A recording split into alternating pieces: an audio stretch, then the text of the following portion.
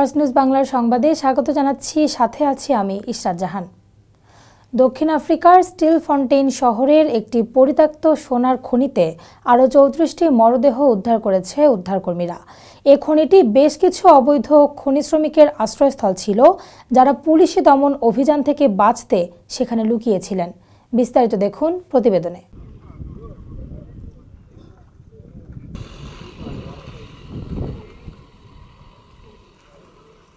গত সোমবার 9টি মরদেহ উদ্ধারের পর এখন পর্যন্ত মোট 43টি মরদেহ উদ্ধার করা হয়েছে। দক্ষিণ আফ্রিকার জেনারেল ইন্ডাস্ট্রিজ ওয়ার্কার্স ইউনিয়ন জানিয়েছে, এ ঘটনায় মোট 91 জন খনি শ্রমিক উদ্ধার হয়েছেন। এর মধ্যে গত মঙ্গলবার 65 জন এবং সোমবার 26 জনকে উদ্ধার করা হয়। গত বছরের শেষ দিকে শত শত অবৈধ খনি শ্রমিক স্টিল ফন্টেইন খনিতে আশ্রয় নিয়েছিলেন, তবে পুলিশ তাদের খাদ্য ও পানি সরবরাহ বন্ধ করে তাদেরকে উপরে উঠতে বাধ্য করে। দক্ষিণ আফ্রিকার পুলিশ গত ডিসেম্বরে অপারেশন ভালা উমগদি অর্থাৎ ক্লোজ দ্য হোল নামে একটি অভিযান চালিয়ে 13,000-এরও বেশি অবৈধ খনি শ্রমিককে গ্রেফতার করেছে।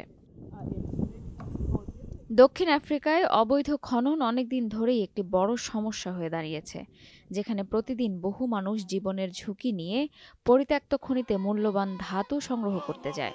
অনেকেই দাবি করেন যে দারিদ্র্য ও বেকারত্ব তাদের এই বিপজ্জনক কাজে ঠেলে দেয়। এদিকে অপরাধী সিন্ডিকেটগুলোও কিছু খনির উপর নিয়ন্ত্রণ প্রতিষ্ঠা করেছে।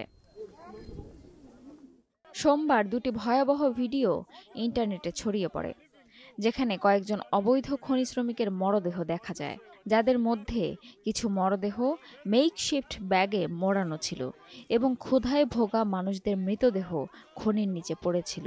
এছাড়াও ধারণা করা হচ্ছে যে খনির নিচে 109টি মরদেহ থাকতে পারে, তবে সরকারি কর্মকর্তারা এ ব্যাপারে কিছু নিশ্চিত করেননি। বর্তমানে খনির নিচে অবৈধ খনি শ্রমিকদের সঠিক সংখ্যা জানা যায়নি।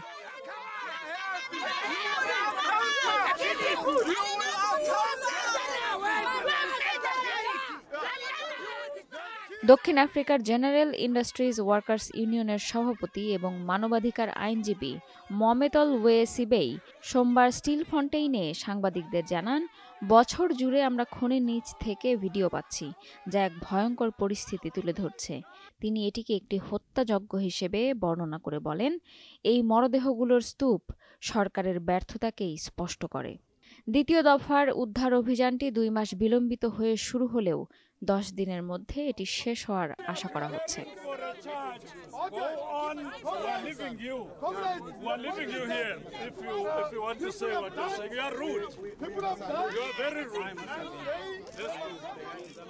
Desk report, first news Bangla.